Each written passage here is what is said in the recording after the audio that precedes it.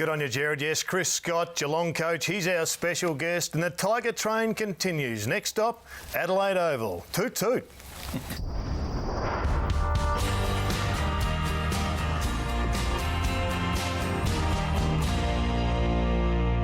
To be able to sit here now after the end of the home and away season, going to a home final next week is what you want. We're going in good form. We've been Hawthorn, we've been Port, we ran to Geelong to a kick. Nothing really holds any fears for us. It gives us a final at the MCG no matter what happens now, so that's the goal we set ourselves at the start of the year. We understand that most people think that Hawthorn and Sydney have been the best two teams this year, but you know, we have a feeling that if we play our good footy on the big stage, we'll test them. It's exciting to be in the finals, and we're there. Yeah, I think we're in better shape than we've been all year. I'd say right now we're playing as good a footy as we've played all year. Look, any boss that doesn't give a Tiger fan off Friday off next week is a mug. Channeling Bob Horcallo, and welcome to On the Couch. All coaches singing from the same hymn book. They're fit, firing and ready to rock and roll. Jason Dunstall is with us, and Mike, you warned us. Give us your best toot-toot. No toot-toots from me, but I do want to show you, and let's reflect on how the train driver was coping 10 weeks ago when the Tigers were in the pits. We'll still be able to win games. You know, we've had that time in our footy club. You've got to earn our jumper now. We're a better side than 3-10. The record would say otherwise, but you know, we're playing some footy at the moment that's going to knock some sides off. So we'll just get the best sides to play. Won't be packing up anyone. We'll just continue to try and win footy games because we owe it to our supporters. We owe it to our members to make sure we keep going because we're well short of where we need to be, and we want to make sure we earn the respect back of that group. That's an extremely measured and mature response, I reckon. I mean, we were all sitting, everyone was carping Richmond at the time. They were the laughing stock. Here was the coach saying... They'd been read their last rights. Everyone in the football world had said, they're done. Yep. And we asked him 6 weeks ago on this show, That's right. Can you still make the finals? He said yes. Yeah. We didn't believe him then. No, we didn't. I'm still not sure if I believe him now. It was a magnificent climax. We'll look at the Tigers in depth in just a sec. But as always, we'll ask you, fine gentlemen, what took your fancy on the weekend. Why don't we give you the new ball? OK, well, the finals occupy us as they should, but I saw the future yesterday. Your game at Etihad Stadium, GWS and the Western Bulldogs. Speechless at the end. The juggernaut is off and running, Jason. 6 wins this year. That's class, isn't it? They'll win a minimum 11 next year, and they'll win a flag within 3 years. Well, Jimmy Stewart had them all talking, Mike, and I reckon he would have been getting a mention right now at the fan forum at Collingwood. Well, there is a Collingwood. We know that Eddie's called the members together to the MCG tonight to discuss the year. Yep. Someone will have already put their hand up and said, how come Craig Stewart's son is running around kicking goals for Greater Western Sydney? He looked good. He partnered with Will Hoskin Elliott up there. Gee, that looked How good is Hoskin Elliott? Oh, but the other kid, class. Stewart's 198 centimetres and athletic and kick the footy. They also introduced a young kid called Cam McCarthy who kicked just about the best first kick I've ever seen in AFL history. Goodwill hunting, Hosking, I should say, Mike. Look, they didn't beat... The Dogs have been very disappointing, I can see that. But, Jason, I see similarities between GWS and the emerging Brisbane Lions of the late 90s. They've got a brilliant midfield, stacked with talent in the midfield. Yep. They're big up forward.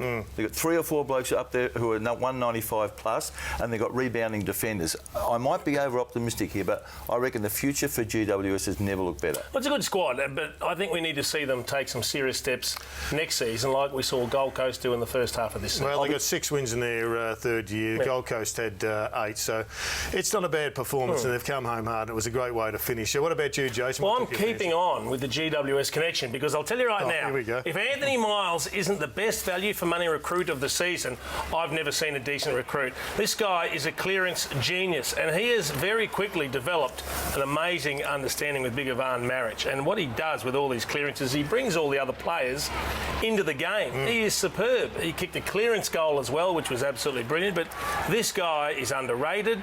He knows where the ball is. He's got great football nous. I reckon one of the great stories of the competition this year. But have a look at that, though. Just before we go, just to highlight exactly what I'm talking about, he's equal 4th in the competition for clearances over the last 11 weeks. With the Coach's Player of the Year, Robbie Gray. Robbie Gray, exactly. That's a great record. One of the stories for me this year has been observing Hayden Ballantyne. It didn't have a pleasant experience in the grand final 12 months ago. The way he has come back, I think, has been quite superb. He's getting a bit of help now with Walters. Have a look at his work rate. This is underpinning his great season. You saw him there just charge off from one half forward flank. Here he is. He's running at 100 miles an hour. Impey can't keep up. And I think that has been one of the great things about his game. He's taken his work rate to another level. We get another view here from behind the goals. Just look at this bloke's sprint. Now, Impey gave him 2 metres. He can't catch him. It was good football and good delivery. You get an idea of the work rate from his response here too. He just has to lie down and have a spell at the end. He's worked that hard. But it was interesting, Jared. He only had 4 touches in the first half. I was watching a replay of it again today. Mark Rasciuto laid into him, actually, and sort of leant on him and sort of said, this bloke needs to do a lot better. And he instantly responded with an outstanding second half. But that is the lot of the small forward, isn't it? You don't play consistent 4-quarter games. It comes in bursts and you've just got to find a way to have an impact. Let's take a look at the AFL ladder, Mike, as it sits at the end of the home and away season. 2 changes. Collingwood and Carlton are out, and of course Essendon come in with North Melbourne, and they play off on the weekend. Yeah, well, I can say we should be saying this, but I genuinely believe we've got 4 really entertaining matches ahead of us. Yeah, and I don't think any of them are certainties. We were looking at them earlier thinking, would you like to put your house on any one of them?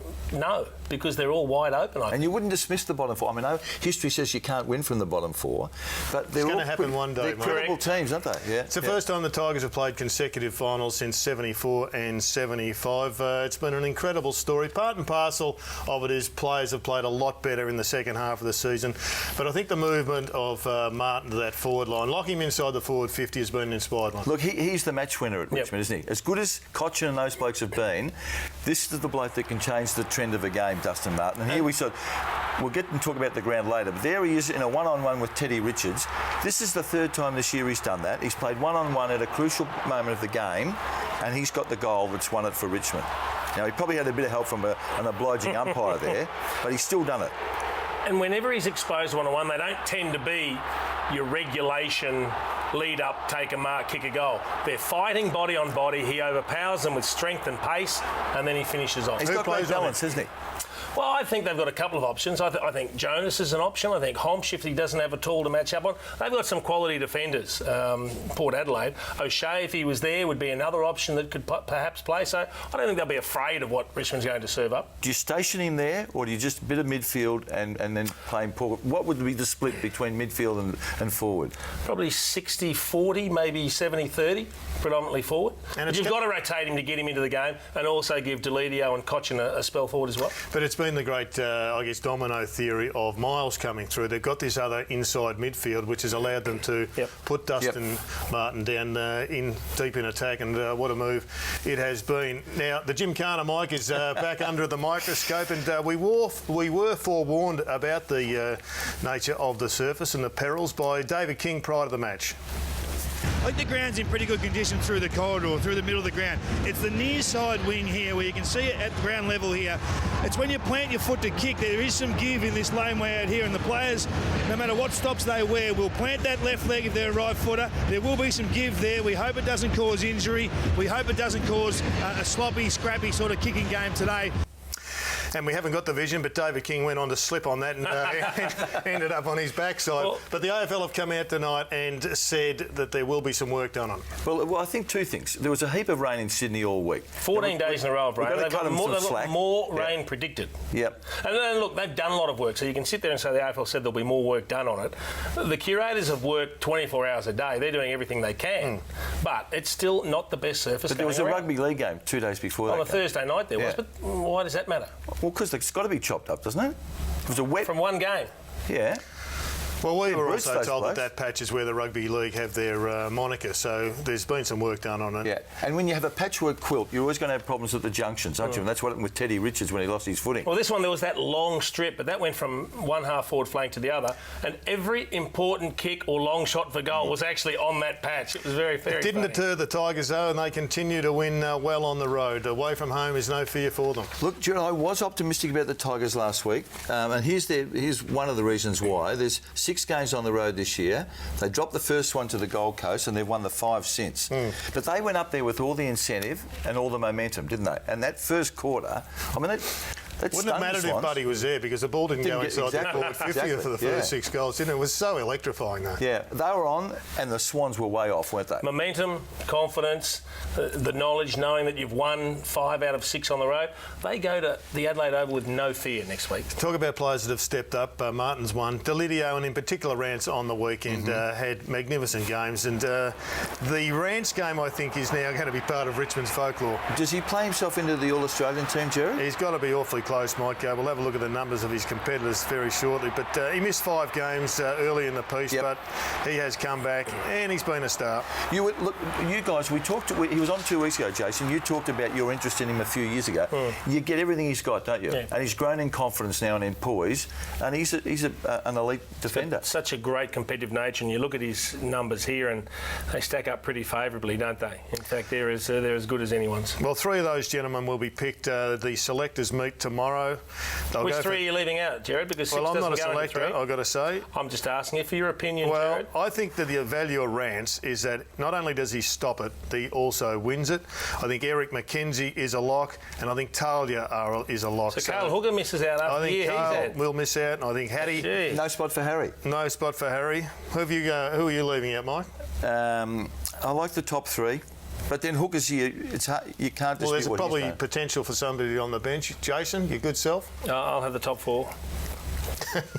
So you I can't find a third to leave out. Let's stay with Richmond. There's a bloke who was pitched on the back page of the Herald Sun today, Shane Edwards. Now, he's one of those guys, you call him a soldier, and he's just there all the time. He did something in the game at the weekend that just underpins what he does in his career. It's a great passage of plays, and there's a couple of things to consider. Because Dane Rampy's on Jag Revolt, and it's a very difficult position to be in. You've got to hedge between covering your man but covering the goal mouth as well, and you just don't expect kicks of that quality to hit your opponent. That's a beautiful. And he always makes those decisions not to take the unnecessary risk. A goal from there is improbable, isn't it? The Rewalt one is on. If he gets it to him, which he did, a certain goal. Yeah. Let's move on to Port Adelaide, Mike. Before we do, who are you tipping? Port Adelaide or the Tigers? I want to leave it till later in the week. Okay, do that. Let's let the romance flourish. Well, tell us about the jumper they're wearing and why they should or shouldn't be wearing it. Well, I saw the tail end of 360, and Robbo articulated it beautifully to me. Why in the hell is Port Adelaide not wearing the jumper it's worn all year when it's earned the home final? Now, that's apparently the clash jumper that Richmond's been using since 2010. Why is that all of a sudden now we've got to a final deemed unacceptable? No idea. And if it's not acceptable, it's not Port Adelaide's fault. No, they should be wearing something different because Port Adelaide earned the right to host the home final in their home jumper. So now Richmond will wear their normal jumper and Port Adelaide will wear the bars. I think everyone at Port Adelaide would see that as a bit of a win, but from a logic perspective, it doesn't reward the side at the top. It's not a win. Well, everyone at Port Adelaide loves the bars jumper, but Goshy's built his new regime around this jumper. Why is that a clash? What's wrong with that? I don't see it as a clash. I'm staggered by this decision. I mean, I think the new regime, Gillen had indicated to us to be common sense decisions. Now, his regime's not going to stand or fall on this. But if this came across your desk, you would have to say, we have a problem here and it's not Port Adelaide. Correct. I agree with you. They may have lost, though, but they've won plenty of friends, I think. Their renewed running, their renewed effervescence and energy, Mike, suggests that if they can get over Richmond, they're going to frighten a few others. Yeah, I liked what they did. They were gone in Perth, weren't they, at the weekend? The Dockers kicked 9 in a row, didn't they? 9 goals in a row. Yeah, and then they kicked the last 5. Yep. It was just a high-quality game, wasn't it? They are a good side. When they get their running game up and going, they are very, very difficult to stop. And there's a few ex-Richmond players, including Jay Schultz, will be very happy to have a big one on the weekend. And Matty White's another one. White's critically important to this team for the run he provides. And then you've got Troy Chaplin on the flip side of all that, haven't we? But they're exciting. I just hope they play some of their best footy next week.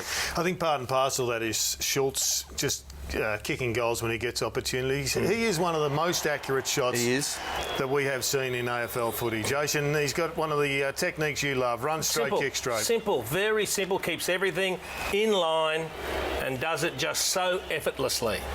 But the other bloke that I reckon could be the wild card for Port Adelaide is a bloke that you raised issues with last week. You said, and we showed some maybe attitudinal issues with Chad. When he was getting frustrated at not receiving the ball that he felt he should get, well, he started to show a little bit of form. He's back, wasn't he? He's the one they need that can take them to another level. He's the wild card. He was having a bit of a moment last week and we highlighted it, but they're the moments that Chad Wingard is famous for. He's a star. He hasn't been playing great footy, but he's starting to smell September and he played like it. Been a while coming. His skills are fantastic, we all know that, and he's just need to get his head right probably. Jason, I want to ask you about the end of this game. Was it the Port Adelaide were coming? Yep. And the Dockers had run out of interchanges. Is that bad management? I would have thought so. Unless the injuries decreed that they needed to rotate more heavily earlier on in that last quarter. Look, you'd love to find out what their reasoning was behind running out early, but normally you keep a few up your sleeve. Let's talk about the Dockers. They've had some seriously bad news with Michael Johnson. So McFarlane in doubt, All-Australian full-back. Johnson in doubt. In fact, he's been ruled out from what we understand. All-Australian centre half-back. Yeah, that's massive losses, particularly coming up against a team that has Franklin and Tippett and Reid and Goods, isn't it?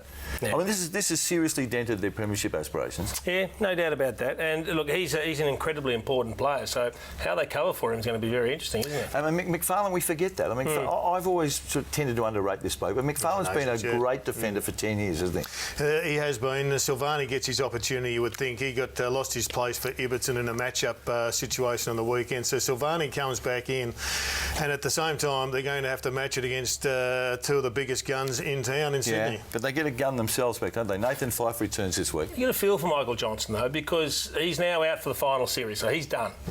Made the grand final. He tasted defeat last year. He'd be one of those itching to get a chance to, just get a little bit of revenge and just make up for the disappointment of last year. But that is critical, and that happens in football, doesn't it? There's always some hard luck stories along the way. Jace, is it coincidence that the Dockers have kicked 100+ points in the last 3 games?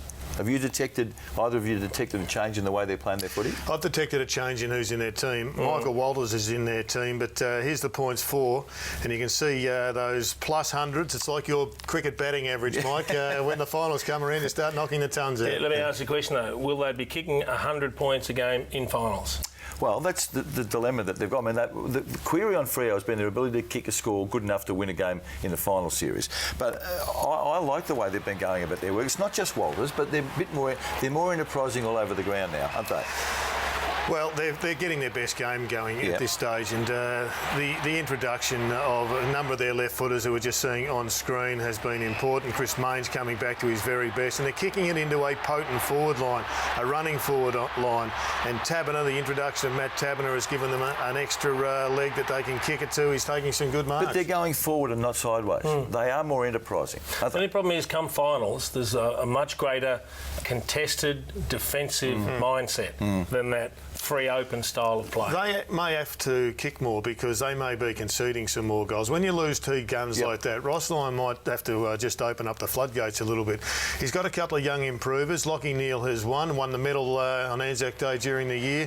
And this young boy from Bright, Matt Taberner, has really stepped up in the last couple of weeks. But that's where the improvement for Freo comes from. We know the established stars. You know what you're going to get from them. They have a pretty consistent level of output. It's the core depth players that can lift and help improve the team. I mean, you've got to improve just as a general rule. I say you've got to improve 10% to stay where you were the year before. So that improvement isn't going to come from the blokes that play well week in, week out, season in, season out. But all that stuff, Jason, we've seen, it's all in the corridor. Yeah, it's nice, isn't it? Yeah. Let's move back to the Sydney Swans. Fair enough, I think they put their hand up. They were poor on the weekend, but the value of that game was they got a major hit out, didn't they? They did. They were stung out of their lethargy, weren't they, when they were embarrassed in the first quarter. Then they came back and it was a great game against the Tigers. Richmond's pressure was brilliant. Yeah, it was. And we should say that Sydney had 4 or 5 players that were missing from their best 22 that will come back. But I think the disappointment for John Longmire is those players that got an opportunity didn't say to the coach, well, it's impossible to leave me out now. Well, I think they're playing a good team, though. They were playing a good team that was hot, so I understand that. But they gained their composure back, and they could have won this game. That's strange. Nobody down on the line. Yeah, true. That's true. McGlynn, Kennedy, Franklin and Pike will all return. Handy players, Jared. Handy players, Jason. Handy in the salary cap as well. And I reckon all except McGlynn could have played last weekend. So that's a risk-averse strategy, which you would understand. Josh Kennedy wanted to play. I think they all wanted to play. The only one's Craig Bird, I think, who will miss another one with a stretched posterior cruciate ligament. The best thing that they can hope for this week is a massive rebound from Adam Goods, who clearly would have been stung by all the criticism. Yeah, and look, we were critical of it at the time. We were calling the game, and I think when he looks back at this, I doubt that he could sit there and look at it and say, well, that was okay. I mean, it's not the first time. We know he's got a little bit of a track record. He's a star player. He's so good at so many things.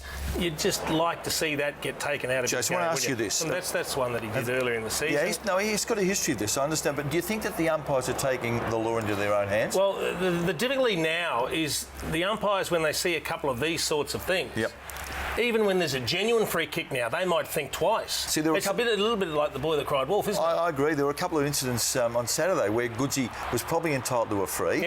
And I think the umpires have said, well, we're not sure whether you're faking or not, Correct. Goodsy. So if it's a 50-50, what are the umpires it goes likely against to do? him. Yeah. Exactly right. And he's too good for that, isn't he? It's a bit like we did it with Jimmy Bartell last week, and Jimmy took umbrage at that, everyone jumping on him. But we don't want to see the great players do that. They can win it on their merits. Goodsy's the one that can kick 3 goals in a quarter for you and actually win a final for the Swans. I reckon he's more likely to kick him this week after the focus than he was. And I think Ross Lyon would be overly pleased with Shane Warne putting him right under the microscope. What about the Hawks? We won't ask Jason at the moment because you're getting too close to September. Jason doesn't think they can win another. No, they're going out in straight sets, so they're firmly as flag There was favourites. a passage of play. Admittedly, they were playing the undermanned Collingwood. I understand that, but there was a passage of play on Friday night that I just thought how good this team are when they're on. I mean, this is coming out of deep in defence, just the possession game, the beautiful execution of the kicking skills. It's also plenty of space. I know that, but they're being allowed that. But their execution's so good. Pardon? Witches hats. That's all right. They're still doing it, and they're still doing it with style and finishing it the right way. I think the scary thing, Mike, is that they can do it when the pressure is at its absolute hottest. And that's going to be right under the microscope on the weekend. Against the Cats? Yeah.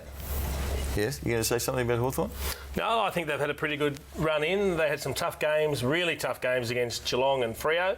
Then they kind of got a tune up against Collingwood. So, you know, they go in without any excuses. We just saw Ruffy kick a goal, kick 4 on the weekend. He's gone past the great Dermot Brereton by 1. He's moved to 428, which means he's just 850 behind your good self, Jason. Very important play for them, though, because he comes up and he plays that ruck rover role. He can pinch it in the ruck if need be. He can go behind the footy. Who's number 3 for Hawthorn, Chase? Jordan Lewis. Do you reckon anyone else anywhere outside of Hawthorn knows who he is? How is he allowed to run as free as he does and accumulate as many possessions as he does? Well, I'm not sure. You tell me. Well, they're the and it's interesting that the one who's done the best job on is Cam Guthrie, who had him for 81 minutes and held him to 19 disposals. So we'll know what will happen on Saturday. But Friday night, I didn't see anyone within 15 metres. Well, he runs so slowly. Maybe no one has the patience just to sit there and jog with him. They've all taken off. Look, he reads the game particularly well. He's having an outstanding year. I think the best year that I've seen him play. And he's also had to shoulder a lot of the midfield responsibility this year. He's done it beautifully. If you wanted to tag someone and you were Chris Scott, would you go to Lewis or Mitchell? Well, if you look at the season's gone, it's always been Mitchell is the one that's been sat on, isn't it? On form, you'd nearly say Lewis. But who knows? Chris Scott might go somewhere else. He might say we need to shut down the outside run and go with an Isaac Smith. Yeah. Well, Jason, you're known as an emotional man. Is there any emotion in footy? If Brad Sewell is on the cusp of playing 200 games, does he hold his spot? Look, Sewell's been terrific for the club, but the fact that he's playing game number 200 doesn't come into the equation. If he's good enough to play, he plays. It's a final. It's the sort of game that suits Brad Sewell. I have not spoken to anyone at the club. I don't know what the thinking is. I'd be surprised if he wasn't there in the thick of things. So he's in your best team for this final? I think so. I think he's earned those credits. The one thing that, one of the things that surprised me on the weekend was Jack Gunston and the work rate and the amount of coverage that he does do. He starts and he's known as a great forward, but I saw him running out of the back pocket a couple of times. Now, they can push him up to the wing. They've done that before, but he is just one of the smartest characters I've seen come into the game. There you see him across the half back. There he is again. And players just seem to think that they can give him 1 or 2 metres. 1 or 2 metres is 1 or 2 metres too many. That just take the shackles, though, doesn't it? I mean, if he sits there the whole time, his man knows he's got him and he waits until the ball comes in. I like the way they do that. Roughhead goes up onto the ball. I think it's good. The great thing about Jack Gunston, he's got a great tank. So as well as footy smarts, it's work rate. He'll work up and back, and that gives him a chance to get a little bit of freedom, to get a bit of space and to drag his opponent out. McAvoy, does he come in? Played very well in the VFL of the weekend. He played very, very well, but there's nothing wrong with the form of the two blokes, the incumbent ruckman, if you like. Wouldn't take 3. And the thing is, Segler and Hale have been kicking goals between them as well, so it might be difficult. It's a massive game. It's Hawthorn versus Geelong. You'll see it on Fox Footy. And straight after this, the coach of the Cats, Chris Scott, he joins us on the couch.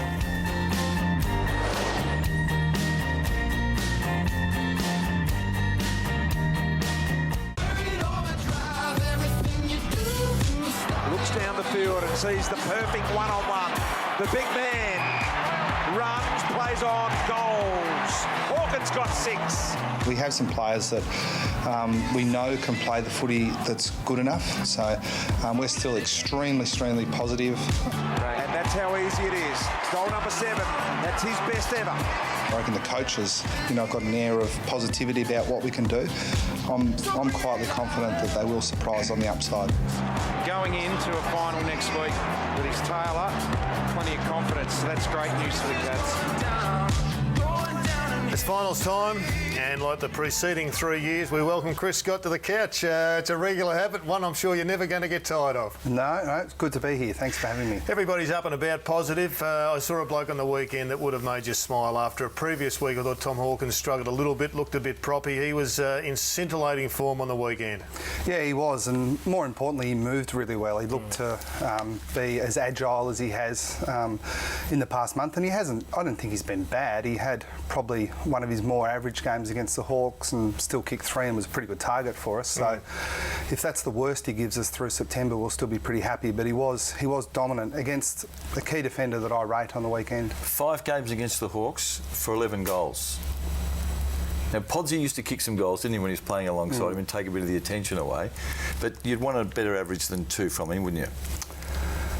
Yeah, well, the short answer is yes, but as most of the Cats players would say, Mike, we don't really measure the performance on individual goals. We measure it on the number of goals that the teams kicked, and our record in terms of total goals versus the Hawks has been pretty good. So if that's a problem for us, it's one we've been able to overcome. Chris, just looking back at that game against the Hawks the other week, I think you raised a few people's eyebrows post-game when you said it was mission accomplished a little bit. Was that a reference to that first half where you sit there and you think, right, when we get the formula right, it'll do the job against anyone? Well, I think we saw that, good footy works against them. Yeah. Now, they would probably say that was their bad footy, and then it was reversed in the second half. But you'd have to have your head completely in the sand to think that game was the most important game in the context of the season. So I'm not saying that it was match practice, but I am saying that it had no resemblance to the game we're going to play on Friday night. No resemblance. So you were seeing things happen in the second half that night and were prepared to let them go, were you? I'm talking merely about the stakes.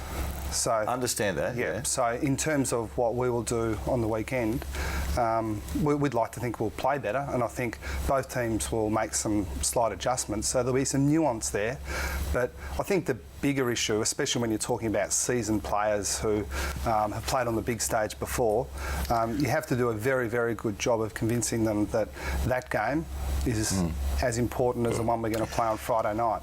The one question that needs to be asked, and Joel Selwood asked you to ask the question, Mike, was whether or not Stevie J is going to play. He's presumably got a hot spot or a stress fracture, whatever it is. He's been resting it for 3 or 4 weeks. It's going to be a challenge no matter what. Does he get up?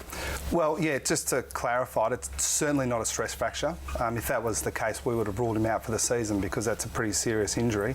The term they use is a stress reaction, which is anything from a slight bruise to the stress fracture itself. So the medical staff were always really confident. They put a plan in place to keep him off it as long as possible in preparation for the first final. So he's no guarantee, but if the plan works out this week, then he'll play. That's what we've been planning on. If he doesn't, then we'll move on. So to do you the have it next. re-scanned, and what level of training has he been able to do? Is he running in the pool, for instance, in non-weight bearing? Have you got one of the non-weight bearing running machines? He's been pushing it pretty hard in terms of his cross training. So the best thing for that injury, I'm told, is to keep the weight off it as long as possible. But he's well and truly into the phase of training now where he's on his feet and he's moving around, and he'll train on Wednesday for us, and if he gets through that, he'll play. So just to push it one bit further, if he plays, does he go back to be old Stevie J as a forward, as a maybe use him as your second marking option deep in the pocket? He could do that, but he's an outstanding centre bounce player, and he's a really important contested player for us as well. So the information I've got from our medical staff, who I rate really highly and have a lot of confidence in, is that he's had such a big body of work through the season that this period of time off is not going to greatly affect his fitness. If anything, it'll have him a little bit fresher. So I would expect him to play mainly his normal role, but he's an outstanding forward 50 player as well, so it's nice to have up our sleeve. The balance of the forward line's still a work in progress. Shane Kirsten gets injured. You bring in Josh Walker, Mitch Brown. Any clearer in your head as to which way it's going to sit? Yeah, well, it's certainly clearer. We didn't play McIntosh on the weekend, and he's in the mix to come back. But we quite like the combination of Walker and blitz halves in the ruck, a little bit forward from Walker, and Mitch Brown is a dangerous player as well, who was in our best 22 at the start of the season. Yep. So we've got a decision to make there. Can't give you that much more than that, Jake. They all played, Chris, as if there was selection on the line. You could almost sense it. I thought they did. Yeah, I mean, Walker is a very strong contested mark and elite endurance athlete. He did compete really hard, and I thought Brown was dangerous as well. So it's a good problem for us to have going in. Chris, as you well know this, you've won the same number of games as Sydney and Hawthorn, yet there seems to be, in the public arena, a credibility gap between where you sit and where they sit. Does that frustrate you? I sense that it does, because you raise it a lot. No, I don't raise it. I answer questions. The question is, like that one, does it frustrate you? The most I've said, I think, is that I find it surprising that you can finish equal points with the other two teams and not be talked about in the same sentence. But if I had my way, if I could manufacture it, it would be just the way it is, that the other teams have the expectation and we have a quiet air of confidence that we're good enough. And what the others think, I mean, I've said a few times in my 4 years at Geelong, I've heard quite a bit that we're not quite on the pace. But there's two things that I reckon those of us who are a bit sceptical base them on.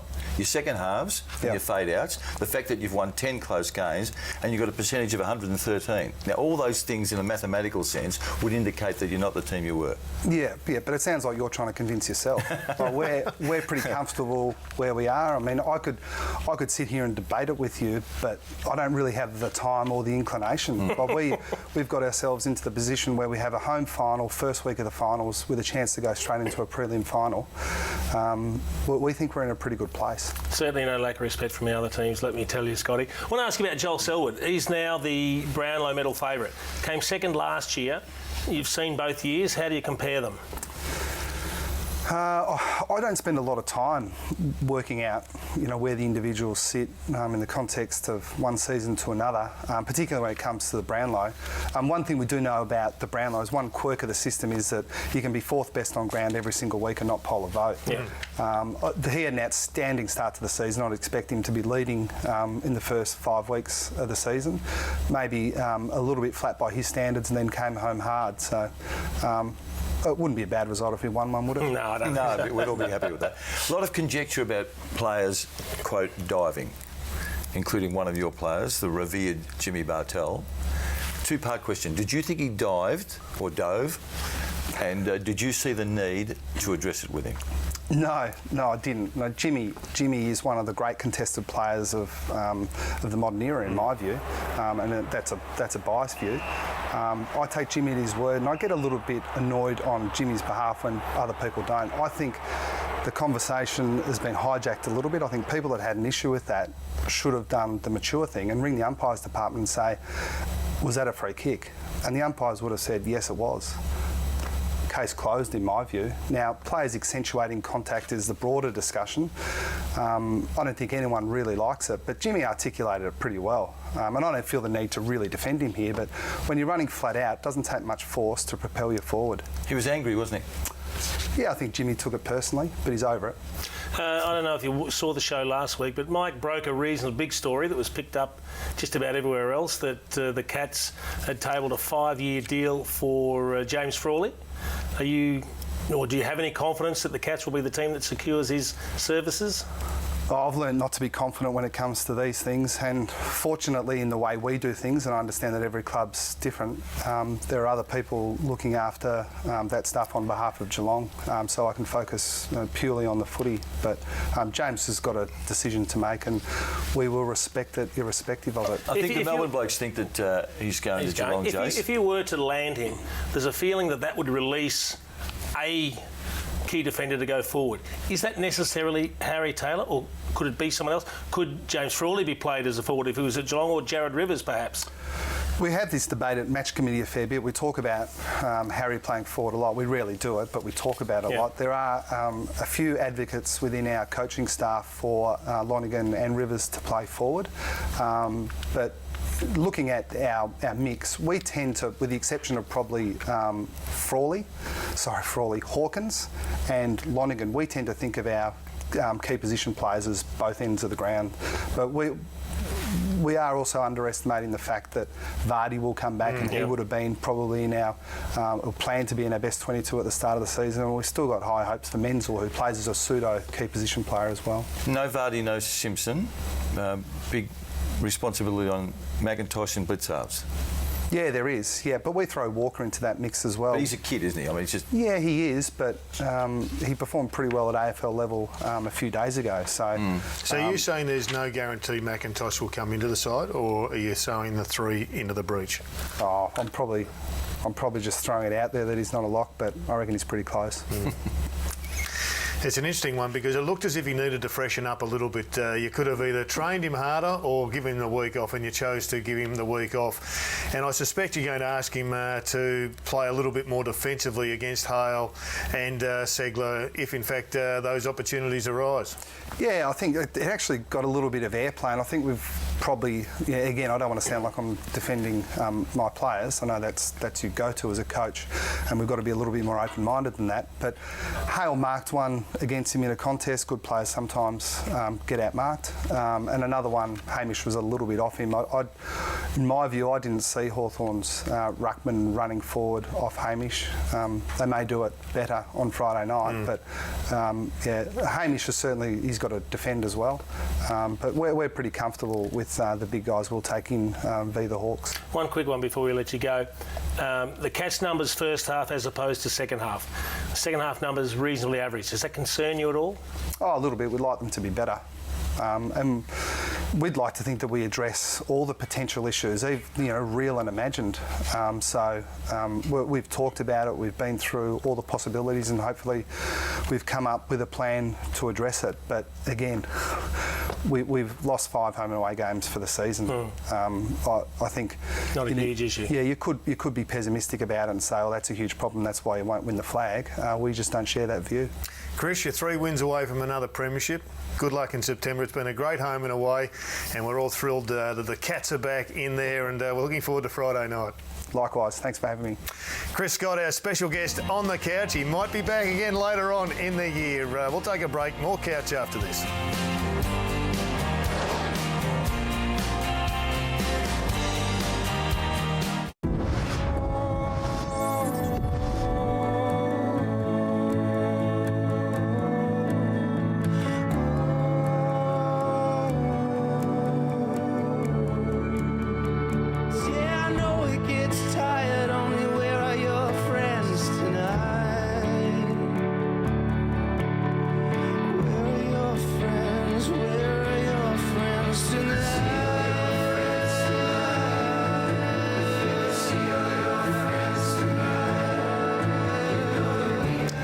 Emotional scenes when we see off the great champions of the game. 1,226 games between them. We do it pretty well now, sending off great players. Haven't we improved so much in that area?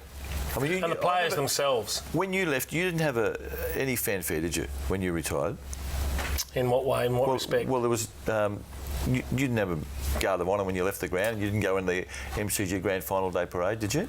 No, but I had the players cheer me off out at Waverley and sort of did a half a victory lap out there, which was greatly appreciated. It couldn't have been more different, though, for a couple of them. Lenny Hayes and the truck. You know, it still hurts when you're a loser, and it's still, I guess, fantastic when you win. Yeah, but I think they know going in. I mean, Lenny, I reckon Lenny's pleased that it's over, don't you? Yeah. Get a farewell every week. He's given everything he's had. Yeah. He's been a star. What about Watson and the forwards not getting the ball over for the Blues? Because the big winners obviously were Essendon. They're pretty lucky to have a home Essendon final. were on the road if they lose this Yep. game. Now, here's Gibbsy from 50 metres, kicks it high, gets under it. It's in the goal square. What's the forward mentality here, Jason? Well, right there, I think it was Cameron Wood was the second one. Watson was trying to mark it by all reports, but you'd like to think they're aware of the situation of the game, and you want cool heads to prevail. You would have thought a score at any cost is the obvious action here. So Watson goes for the mark. Yep. Thought he could take it, but it got spoilt from behind. That's okay. Right here, the ball almost bounces through itself. It could have been slapped through right there.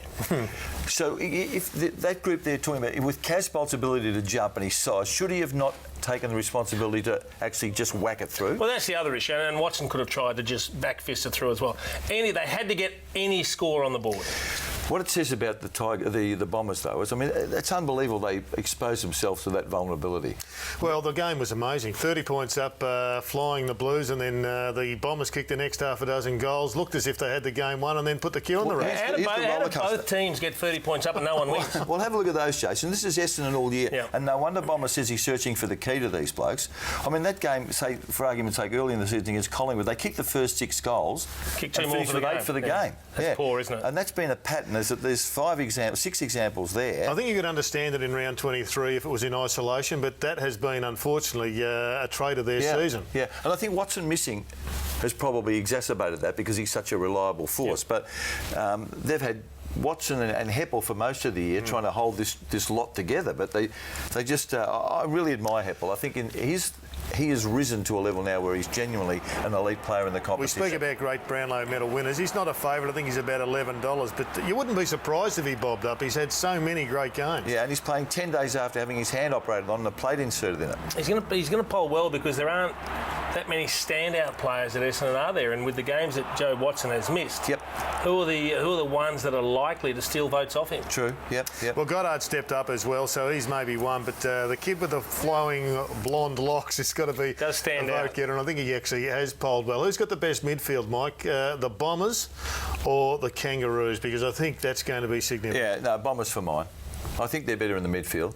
I think North run deeper, but maybe the Bombers have a little bit more top-end club. Well, Watson's the outstanding one, isn't he? Yeah. They rested Goldstein on the weekend, the Kangaroos, and I'm sure they would be concerned about Paddy Ryder because that battle in itself, both in great form, both had very good seasons, is going to be significant. It is, and I think the Bombers would like Ryder forward more, but they won't be able to because Bell Chambers is just going. He's their most pivotal player, Paddy Ryder. Most pivotal player. Most pivotal player. Both sides have lost their last 3 finals. There's an enormous amount riding on this for both clubs. There is, and even though this is a different group, I mean, it's still the fact is that we keep trawling through their history and saying how poorly they've done at finals time. Well, right now there's a monkey on the back of both teams. Yep. That monkey becomes the gorilla for one, and one of them gets a little bit of freedom, don't they? Do you like Ben Brown and what he's done to the chemistry? We know he can kick a pretty good goal, but to me he's just added that little bit of X factor. It's taken Drew Petrie away from being right under the microscope. He just seems to be getting better and better, and Zeebel's going down there. Their forward line looks to me to be the best it's been all season right now. Well, I agree, and he's taller than Petrie, this bloke, and he's quite nimble, isn't he? And I like the way he kicks for goal. He moves okay, and look, they gave Majak Dor a few opportunities. Yep. He doesn't have the tricks that this bloke has. And this bloke's actually got genuine football craft between the ears. So he's got something that you can kind of rely on for a goal or two a week. You know they're trying to goad him to get rid of those locks. It might be like Samson. He keeps paying the fine. Why would you get rid of that? Well, I think the players sort of taunt him about it, and they're staying. Half his match payments will go in fines. He's leading the charge, Mike, for those of the Rang of Persuasion right now. Let's go through the mothball segment, Jason, beginning with you. Roosy's put every player up on the trade table. We thought we were being harsh when we put 35 up, but he's put the lot up. Well, we've had this discussion, haven't we? And I'm glad that Paul Roos has adopted that attitude. You can't fix a club in 12 months. He's been there a season. You can't expect miracles. It takes 2 or 3 years to change the whole structure within a club. And I think he's got to have that attitude. Now, in the back of his mind, there's some players he wants to keep. But you have to have that attitude that we want to deal. We want to make some wholesale change. We need to freshen this list. We need to freshen the entire environment. So you're not insulting Jonesy or any of those blokes that have been such good servants of the footy club? I think they know where he's coming from, and I'm sure he's communicated that to his senior players. Who's been the most disappointing of the sides outside the 8, Mike, and who's been the most promising? Well, I'm probably going to go for the Bulldogs, Jared. I think we like them to be good, but I reckon they're very disappointing. I saw them yesterday against GWS. They were poor. They were horrible early. Yeah, they were, and they got themselves back in the game. Now, there's the one that probably in the end, I mean, there were two things. Plenty of mates, though. I like that, but I think he's got a huge amount of talent, and he's probably blaming himself for what happened yesterday. And what about the finish, though? This from Kevin Smith's outstanding, but it's a bad loss for the Bullies. It is a bad loss. Gia had the chance for the fairy tale end. It didn't come. He had 3 shots for goal in the second half of the last quarter. Missed a set shot, missed with a couple of snaps. But the entire team let themselves down yesterday. There's a great comparison, though, between the two clubs. The GWS have got about 30 of what we are thrilled about with the Bulldogs. They've got about half a dozen. They're going to lose some serious players over the next year or so. Matt Boyd's going to retire. Rob Murphy's going to retire. There'll be 1 or 2 We're others. not sure Will Minson is a question mark. The wear and tear on Adam Cooney is another one. And as you said, Mike, we saw the future with all those kids coming through. Moving through, the Eagles, Mike, they just missed our percentage only. Jared, don't fall for that. They missed the finals on percentage. They didn't beat a team in the 8. We talked about they're the disappointments for me. You spoke about the Bulldogs. For me, it was the West Coast Eagles because of the fact they had such a poor year last year. They had a good draw, but have a look at that against the top 8 sides. They weren't competitive. That's poor. That's borderline pathetic with the talent that they've got. I understand Nick Naitanui had his problems early in the year, but look, Josh Kennedy, he's a very, very good player. I think he's kicked 11 goals against the teams in the top 8, and he's finished with 61 for the year. So they've beaten up on the ordinary teams and haven't been able to match it with the ones that they should be. Do you see the graph going this way, though? For them? Yes. Do you see them in the 8 next year? Well, they'd want to improve a bit. I think that flatters them 11-11. I'll tell you who the graph is in an upward spiral for, and that's the Crows. I think they're in that age bracket that they are ready to go through the roof. So I think, whilst you'd say it might be disappointing that they didn't make the finals, I think their preparatory work for what's coming in the next few years has been pretty good. The Gold Coast is the one that's hard to read. I remember we had this discussion 4 months ago. They needed to be in contention at round 18, and they were, and then the best player in the comp fell over. I think that they should have shown more than they have in his absence, but that was a massive loss for them, wasn't it? Yeah, the best player in the comp is one factor, but the 3 ruckmen, I think, was another significant factor. Nichols, Smith and Dixon all not playing. They finished on a positive note, though. Jack Martin kicking 4. He's going to ride the Melbourne Cup, I think, through the spring calendar. You told me not to deal in races, Mike, but this guy is a really super talent coming through. Seen some bits and pieces from him at different stages. He's got beautiful disposal. He's got a leap on him too. He could take a mark of the year very, very easily. I mean, there's a very good contested mark, but he's still very, very slight. He's going to mature and just get better. I think their upside's better than the West Coast. I like Lynch, and I like the 3 big blokes that haven't been playing there, and the development in Bennell and those sort of guys. I like the Gold Coast. He's the Rising Star nomination for round 23, Mike, which brings us to one of your final tasks, and that is to give us your votes for the Rising Star.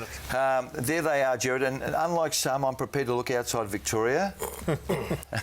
Kelly Cunningham, the bloke who never gets a mention, I've got him second there, is Harry Cunningham. He's played every game in the best team in the competition and kicked goals and done run with jobs. Yeah, it's going to be one of the most even votes, I think, with more players represented from more clubs than for a long period. Here's my 3. I'm going to stick fat with the boy from Geelong, Lewis Taylor. I've liked him all year. I like the Bont, missed a few games, so I think that's counted against him. And I've also liked Aish. I think his year has also been really good, just trailed off a little bit at the end. I've gone for one that hasn't even appeared on the radar of you two, and that's Luke McDonald. Very similar to your reasoning on Harry Cunningham. He's held a position week in, week out in a top 6 side. He's done the job for them. He hasn't been flustered. I think he's been terrific, very consistent. Bontempelli and Taylor, a couple of young stars. We've all kept Bontempelli safe because he's the best player in it. Well, I think he showed the most, but may not have done it enough. At this stage, we've got 3 Rising Star winners, which will be announced at the lunch on Wednesday. We're going to take a break. Mike's Mad Minutes straight after this.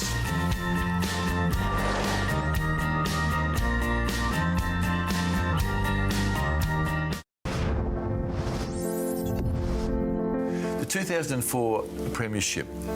You win that, you celebrate, you go back to the hotel, your jumper goes missing. The joy and the relief of when it was returned to you this year, 2014. Kenny Hinkley rang me up and said, Gav, I want you to come and speak to the boys about taking the game on. You know, that was your go. So I went in and spoke to the boys, had no idea whatsoever what was going to happen after. So I spoke to the boys. Kane comes up, oh, thanks, Gav, I've got this little flat box. So I opened it up and had a look. And I saw like some grass stains on the side. And then I flipped it over and I saw a little bit of blood there, some champagne marks, some Powerade marks. And I knew straight away it was mine. And I just started crying. Yeah. It just meant so much. Don't miss it. Open mic straight after On the Couch with the great Gavin Wanganeen. What a player he was. Mike, your mad minute. I'm mad with you too. Oh. You saw a game yesterday where there was an epidemic in incorrect disposal and you both sat idly by and let it happen. Oh, Now, what were we supposed to do? I thought you were supposed to punch the ball off one hand. I think we called throw and then we called throw again right here. Well, there were 5 in a Look at row, this 5 one. in 90 That's not seconds. throw. Now, what game are we playing, Jared? I don't know. That's the Wallabies, Mike. I saw the Wallabies. It wasn't epidemic proportions, but it wasn't the first time. There's another one. No, but it cannot be allowed to continue, can it? Hayden, fix it for the finals. Jason. You done? Done. We spoke earlier about the best first kick in league football, Cam did. McCarthy. We need to have a look at it because nobody kicks these from this angle at Etihad Stadium, let alone first time around. Everyone normally misses to the open side. Wow. That's just a dart. Is there a better first kick in league footy? Welcome to football, the great McCarthy. Jason, fantastic tonight. Jared. Thank you for your company. We'll see you again on Wednesday night. And Mike, you're good as always. Thanks for your company. We'll see you next week on The Couch.